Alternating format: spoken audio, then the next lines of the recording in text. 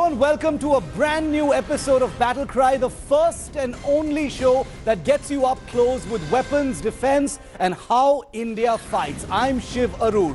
This week on Battle Cry, President Trump is about to arrive in India, and with him he comes armed with clearance to push a new missile system to add to India's air defense network. But what does this really mean? Will India actually choose it? We're going to get into India's air defense network and tell you everything you need to know. This is Battle Cry.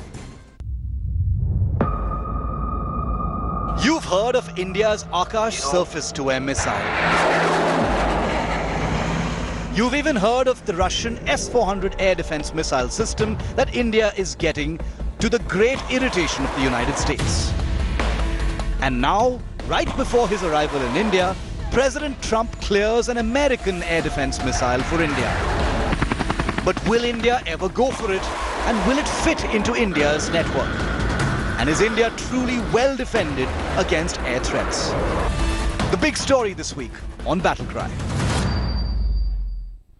Joining me live now on Battle Cry, Sandeep Punithan, Executive Editor, India Today Magazine, and Gaurav Sawant, Senior Executive Editor, India Today Television, my two friends who are with me on every episode of Battle Cry. Now remember, in just days from now, when President Donald Trump arrives in India, one of the things that's going to be highest on his agenda is a recently cleared deal to sell India a brand new anti-air defense system. This is called the NASAMS-II. You may be wondering about it. Perhaps you've even read about it. You've certainly heard of the S-400 missile deal that India had signed with Russia many months ago. So what does this all mean? What is this new system? And is India even considering it? Take a look. Delhi, a city of 20 million people, India's biggest metropolitan area. And as India's capital, a city absolutely brimming with high-value targets, some of which have already been targeted in the past. But what about threats from the air? Is Delhi vulnerable to attacks by aircraft, drones and missiles? Well, just days ago, an option was placed in front of the Modi government. In India's capital is President Donald Trump. And he brings with him clearance to sell India an advanced air defense system called NASAMS-II, the world's first operational, fully network-centric ground-based air defense missile system. A system that, if India chooses, could provide cover to the Delhi metropolitan area. But first, what is NASAMS? The NASAMS-II is a short to medium-range air defense system that employs the legendary American AMRAAM missile, with short-range Stinger missiles added to the Indian offer package. With a 3D radar and powerful electro-optical sensors, each NASAMS-II battery consists of 12 launcher vehicles, with each carrying up to 6 missiles. In service with 11 countries, the NASAMS is most famously deployed to provide air defense cover to the Washington, D.C. area. Delhi's need for robust air defense cover has been felt for years. The city is currently protected by a network that includes older systems, including the Russian Pechora and OSA AK systems deployed at nearby air bases. Both systems are well past their prime. There may be a long way before India makes any kind of a decision on the US offer, but there are important questions. With the S-400 deal that India has signed, while there's no real comparison, does India really need another air defense system? Will Russian and American systems be able to talk to each other? Is India looking at NASAMS-II more to mollify the US after the S-400 deal? Could India be saddled with disparate systems that cannot work together? Or could the NASAMS-II actually enhance and sharpen India's air defense network? Keep watching Battle Cry as we try to answer some of those questions. Sandeep, I want to start things off with you. Does India need the NASAMS-II system? I mean, it's under congressional clearance right now. We've just told our viewers what this system really is. Does India need it? Absolutely, Shiv. The Indian Air Force has what is called the Integrated Air Command and Control System, IACCS. Yes. It's a very important, multi-layered, multi-tiered system which is meant to throw an air defense umbrella over India. Now, this has multiple tires. The outermost tire of that is the S-400 missile system, which detects and engages hostile targets out to about 400 kilometers. Yes. The middle target, the middle layer is going to be the Indian systems, the PAD, designed and developed by the DRDO. Yes. The lowest tire, one of the most challenging ones, is the NASAMS. Now, this is meant for the defense of high-value targets in Delhi, just as the NASAMS defends the targets in Capitol Hill. Yes. Especially after 9/11, you're going to have the NASAMS here in Delhi to protect very important leadership areas in New Delhi, around New Delhi. So, especially on occasions like Republic Day and Independence Day, when there's a high threat of terrorist attacks, airborne terrorist attacks. So, this is meant to be like you could call it a point defense system for India and the Indian Air Force. So it would be one of the innermost layers. So Gaurav, the S-400 would be among the outer layers, and you'd have a system like the NASAMS-II if India chooses it in the inner layer. You know, we know that the S-400 deal has caused quite a bit of aggravation diplomatically, Gaurav. Is the NASAMS-II in some way, India trying to balance out the sourcing of these weapon systems? So, India has restricted resources. Resources are finite, but the requirement, and especially air defense, that was one area where for decades India was lacking. You can't just rely on your Tungushkas or, on your Sampichoras or even aircraft. You need a wider shield. Yes. So, S-400s defend the target, they neutralize the target some distance away, as Sandeep was just telling us, for protecting your cities. The Lok Kalyan Marg, North Block, South Block, Rashtrapati Bhavan, other vital assets and vital points. Yes. A surface-to-air missile, an air-to-air missile. Remember the F-16s that the Pakistanis used after Balakot had the AMRAAM. So these are an advanced version of the AMRAAM that we are looking at. We're also looking at vehicle-mounted surface-to-air missile as part of this entire deal, this integrated air defense weapon system. It's a big weapon system. It's a complex system. It'll, in a way, complement other stuff that we have. Okay, so it will complement other stuff we have, but there are some questions to be asked which we'll get into in just a moment. But first I want to play out for you this report, and this is a national exclusive because just a few months ago, Sandeep and I were invited to visit the very facility near St. Petersburg in Russia, where a company called Almaz-Antey is already in the process of manufacturing the S-400 missile system for India. We were there, no other journalists were permitted, so we get you this up-close view of the S-400 being built for India. Regarded as the most formidable air defense missile system in the world, the Russian S-400 Triumph, which enters service with India next year. And as production of the Indian systems get underway, Battlecry gets exclusive access to the site in Russia where the S-400 is being manufactured and tested for India. I'm standing inside the test facility of the location outside St. Petersburg where India's S-400 anti-air missile systems will be produced. This is the Northwest Production Center of the Almaz-Antey, the concern that will be manufacturing the S-400 for India. Where I am right now, the first entry point that we've been brought to is the very important test center where every single element of the S-400, remember it's not just the missile launcher, there are command vehicles, there are radar vehicles of every kind. Like the one behind me is a place where there is rain and dust simulation that takes place. And now for a first look at a brand new S-400 launcher vehicle rolling out.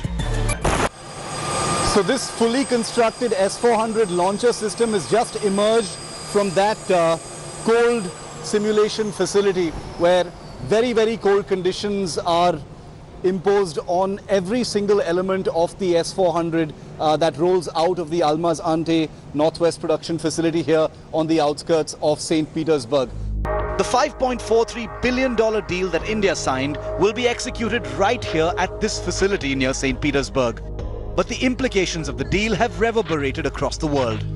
Russia dismisses US irritation over the deal, but it remains a diplomatic tightrope for India.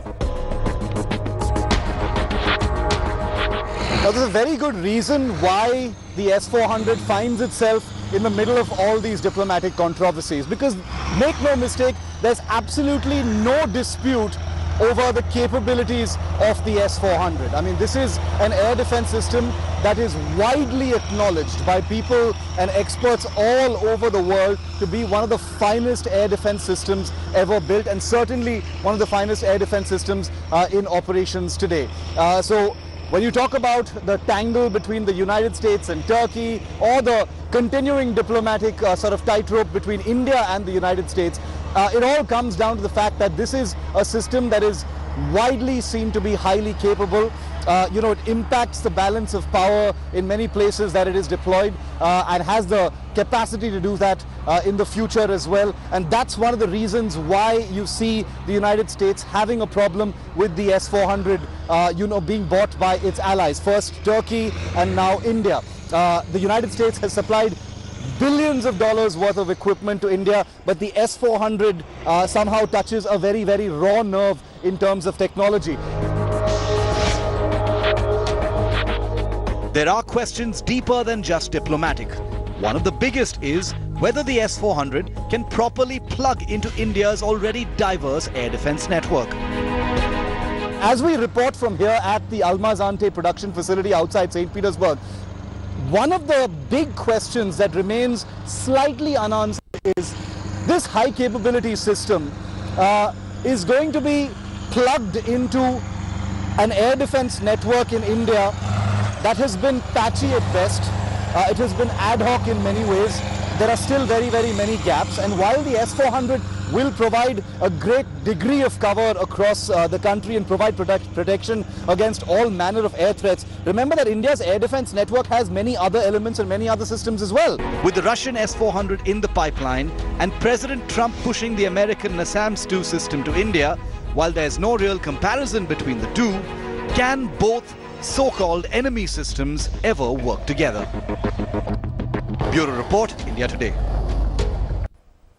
You know, Sandeep, when we were in St. Petersburg and we were speaking to the company that makes the S-400, and we actually saw the Indian systems on the production line as well, you know, I remember the Russians saying, you know, when you have the S-400, you don't need something like the NASAMS-II. Is that true, or is that, you know, are these layers, you know, have each their own responsibility? Yeah, absolutely, Shiv. In fact, I do remember that momentous afternoon that we actually saw that missile rolling out of that cold test facility.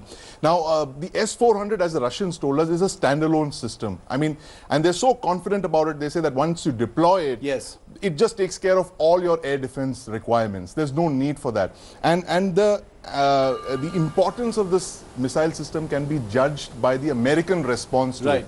The fact that they have gone at great lengths to oppose the sale of the S-400 to countries that are friendly to the United States. Like Turkey is one and India is the other. And I know for a fact, I was talking to Air Force officers and they told me that, look, we told the government this system is so potent, it's so capable that it's well worth the risk of, you know, risking sanctions. Absolutely. It is one of a kind. It has no equals in its category in the world. So let's go for it. And India also turned down American counter offers, as you know, of the Patriot 3 and the THAAD. They said, no, we want this system. This is like a unique kind of a system.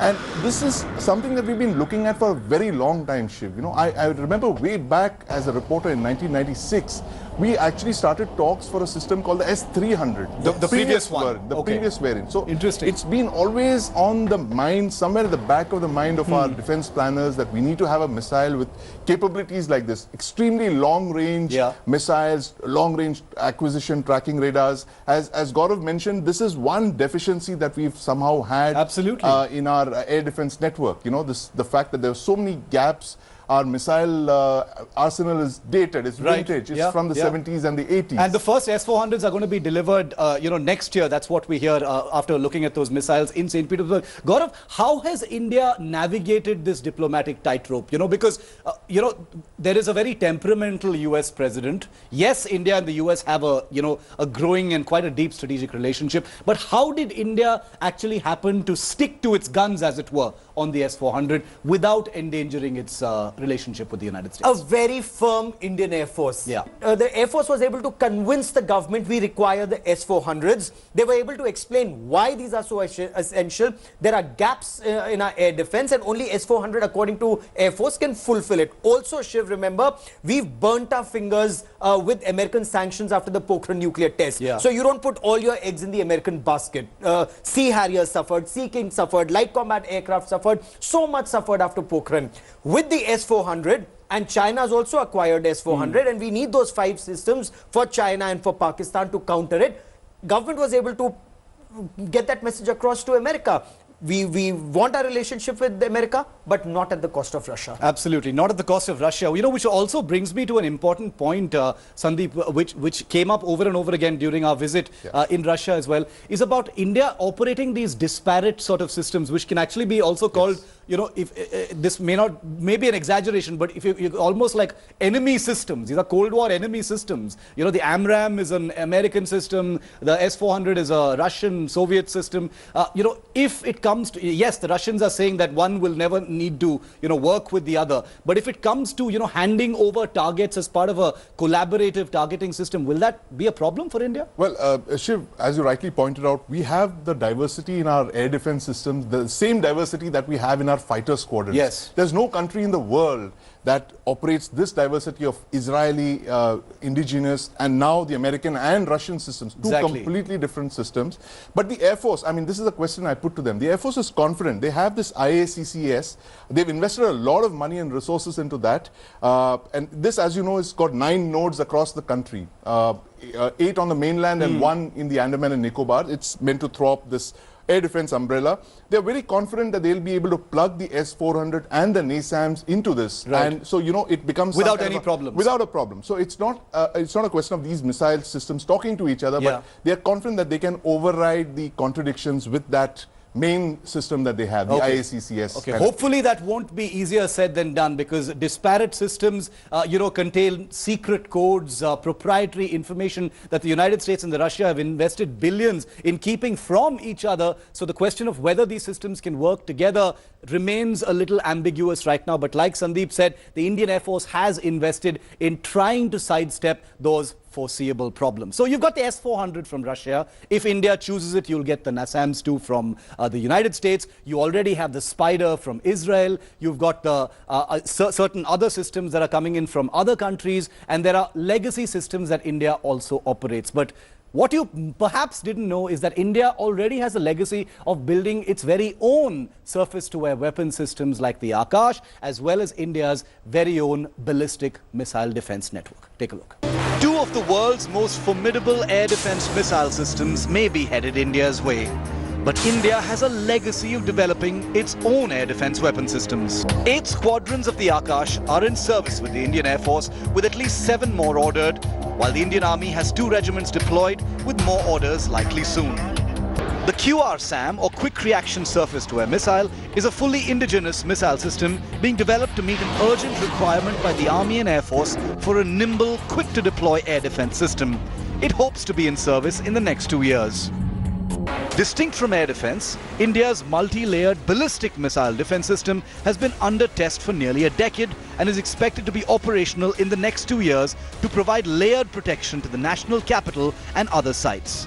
The system consists of 2 separate missile systems for different types of incoming ballistic missile threats. The joint Indo-Israeli Barak 8 is the Indian Navy's new point defense system against threats that include incoming anti-ship missiles. The Army will use a modification of this same system as a flexible anti-air system. With several Indian systems operational and in the works, and many more advanced foreign systems inbound, will India be better defended overall? So there are several big questions that continue to be asked at this time, because there are international weapons that will be functioning alongside some Indian weapons as well. Sandeep, India has the Akash successful weapon system operational. It's building the QRSAM. You know, there are other systems like the LRSAM and the MRSAM, which we are jointly developing with Israel.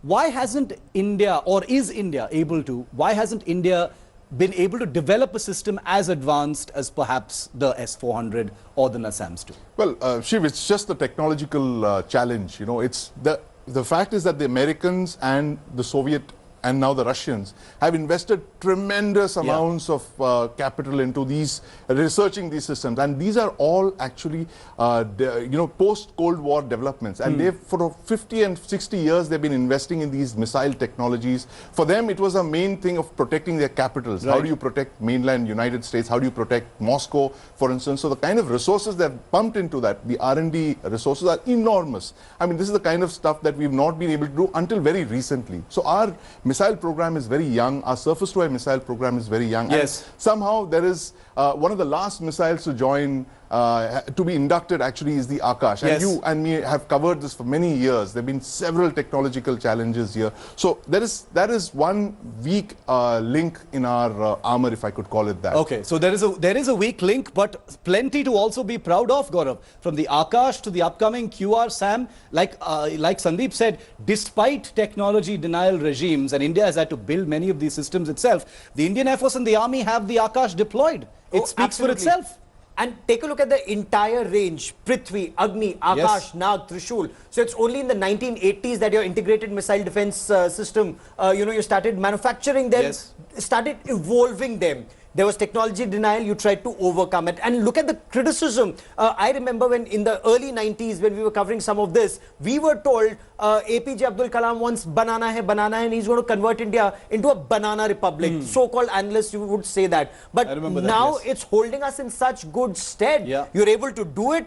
People are offering you more. If you're able to integrate it, there's so much more. As the government, as Prime Minister says, you not only build for India, but you build for export to other countries. Absolutely. And that is what will make us a manufacturing hub, hopefully, in the times to come. The ideal needs to be about self-reliance, because India still currently imports way too much of its weaponry from outside the country. Too little is still made here in India, but there have been many promising steps, as we have established even on this episode of Battle Cry. Well, that's a wrap. Sandeep and Gaurav, thank you so much for joining me. The three of us will see you at the same time next week as well, with a new spotlight topic right here on Battle Cry. Thanks for watching, and as we always say when we bid you goodbye, India would only have realized its true strength if we never have to fire a weapon and never need to send a human in harm's way. Thanks for watching.